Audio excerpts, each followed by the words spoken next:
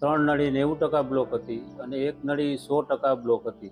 એકદમ શ્વાસ હાલે તોય શ્વાસ ચડી જાય, બીજા રૂમમાં જાય તોય શ્વાસ ચડી જતો હતો. એમનું હાર્ટ છે ને 20 થી 25% કામ કરતું હતું અને પમ્પિંગ બહુ ઓછું હતું. બાયપાસ કરાવવાનું ડોક્ટરે કીધું હતું, પણ બાયપાસ રિસ્કી હતું. મારે કોઈ બાયપાસ કરાવવાની ગણતરી નથી. ઈસીપી કરાવવાની પછી અહીંયા આવ્યા પછી ગણતરી થઈ કે આ કરી આપણે. અમે ડોક્ટર નીરવ સાહેબ મહેતાને મળ્યા તો એમને અમને જણાવ્યું કે બાયપાસ સર્જરીનો એક જ વિકલ્પ ઈસીપી ટ્રીટમેન્ટ છે. મારું નામ વીરજીભાઈ ગોવિંદભાઈ નાખિયા, ઉંમર વર્ષ 48, રહેવાનું દેવા બાપાની જગ્યા, ગામ ઠીકરિયાણા, વાંકાનેર બાઉન્ડ્રી. હા, મને 29/4/2024 મને હૃદયનો હુમલો આવેલ. મને શ્વાસમાં બહુ તકલીફ પડતી હતી, સીતો હોઈ નતો શકતો. પછી સારામાં સારી હોસ્પિટલમાં મને દાખલ કરેલ. મારું નામ અનિલ મનનલાલ ભટ્ટ, હું એડવોકેટ છું. ઠીકરિયાળા ગામમાં દેવા બાપાની જગ્યા આવેલ છે. તેના મહંત વીરજીભાઈ ગોવિંદભાઈ નાકિયા હું સેવક છું અને મારા અંગત મિત્ર છે. તેઓનો 29 તારીખે મને ફોન આવ્યો કે ભાઈ મને છાતીમાં દુખે છે, ગભરામણ થાય છે. એટલે અમે તાત્કાલિક તેઓને રાજકોટની નામાંકિત હોસ્પિટલમાં લઈ આવેલ. હોસ્પિટલવાળાએ કીધું કે તેઓને મેજર એટેક આવેલ છે. પછી તેઓની એન્જિયોગ્રાફી કરી. એમાં 3 નળી 90% બ્લોક હતી અને એક નળી 100% બ્લોક હતી. એટેક બહુ મેજર હતો અને તેમનું ડાયાબિટીસ તે સમયે 450 હતું અને કિડની ઉપર સોજો હતો. તેઓનું ઓક્સિજન લેવલ ઘટી ગયું હતું. તેમને શ્વાસ લેવામાં બહુ તકલીફ થતી હતી એટલે તેઓને તાત્કાલિક વેન્ટિલેટર ઉપર લેવા પડેલ હતા. હોસ્પિટલમાં દાખલ કર્યા ત્યારે તેમનો ઇકો કરવામાં આવ્યો હતો. ત્યારે તેમનું હાર્ટ 20 થી 25% કામ કરતું હતું. 7 દિવસ આઈસીયુમાં રાખ્યા ત્યારે અને થોડાક સ્ટેબલ થયા પછી એનું જનરલ વોર્ડમાં લીધા. હોસ્પિટલમાંથી રજા આપતી વખતે ડૉક્ટરે અમને એવી સૂચના આપેલી કે આમનું જે બાયપાસ સર્જરી કરવાનું છે એ બહુ રિસ્કી છે, એટલે તમે આ ઓપરેશન રાજકોટમાં શક્ય નથી. તાત્કાલિક અમદાવાદમાં કોઈ સારામાં સારા ડૉક્ટર હોય તેઓની પાસે જાજો, કારણ કે ઓપરેશન બહુ રિસ્કી છે. દવા લઈને પછી અમે ઘરે લઈ આવ્યા હતા.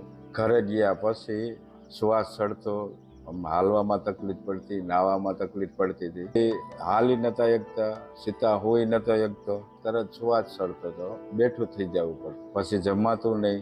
આ રૂમમાંથી ઓલા રૂમમાં જાઓ, કોઈ ઓસરીમાં કોઈ ફળિયામાં ફરવા જાવ તો શ્વાસ ચડી જતો. આખો દિવસ એમનામ ઠાક લાગ્યા રાખે. બેસવું હોય તો ન બેસાય, હાલવું હોય તો હાલી ન શકાય, શ્વાસ ચડતો. સૂતા, બેસતા, ઉઠતા સતત ઠાક લાગ્યા જ રાખતો.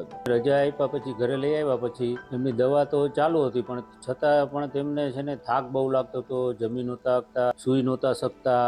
એકદમ શ્વાસ હાલે તોય શ્વાસ ચડી જાય, બીજા રૂમમાં જાય તોય શ્વાસ ચડી જતો હતો. આવી બધી તકલીફો તો ચાલુ જ હતી તેમને. એમનું હાર્ટ છે ને 20 થી 25% કામ કરતું હતું અને પમ્પિંગ બહુ ઓછું હતું. બાયપાસ કરાવવાનું ડોક્ટરે કીધું હતું, પણ બાયપાસ રિસ્કી હતું. એટલે તેમની પણ ઈચ્છા નહોતી અને અમારી પણ ઈચ્છા નહોતી કે બાયપાસ કરાવી, કારણ કે રિસ્કી બહુ હતું બાયપાસ. ત્યારબાદ અમે અમારી રીતે તપાસ કરતા હતા કે આનો શું ઈલાજ કરવો. તો અમને જાણવા મળ્યું કે રાજકોટમાં ડોક્ટર નીરવભાઈ મહેતા છે, ત્યાં ઈસીપીની ટ્રીટમેન્ટ થાય છે. અમે ડોક્ટર નીરવ સાહેબ મહેતાને મળ્યા એમને અમને જણાવ્યું કે બાયપાસ સર્જરીનો એક જ વિકલ્પ ઈસીપી ટ્રીટમેન્ટ છે. ડોક્ટર સાહેબને અમને અહીંયા સુધી બાંહેધરી આપી કે આ ટ્રીટમેન્ટ પૂરી થશે ને એટલે એમને 100% સારું થઈ જશે અને એને જે કાંઈ પ્રોબ્લેમ છે અત્યારના જે શ્વાસ ચડવાના, ભૂખ નથી લાગતી, પછી કિડનીમાં સોજો છે, ડાયાબિટીસ છે વધારો, એ બધામાં ફેરફાર થશે. એટલે એમની હેલ્થ છે ને સારામાં સારી થઈ જશે અને કોઈ પણ જાતની તકલીફ રહેશે નહીં.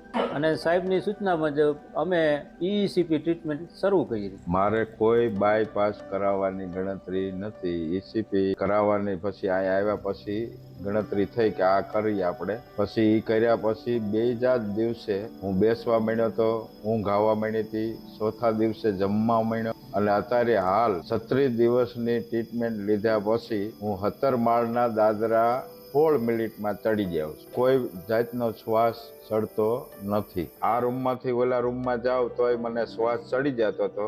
હવે હું 1 કલાક 5:30ની સ્પીડમાં હાલું છું તોય શ્વાસ ચડતો નથી. મને પેલા ગભરામણ થતું હતું, સીતો હોઈ નતો શકતો.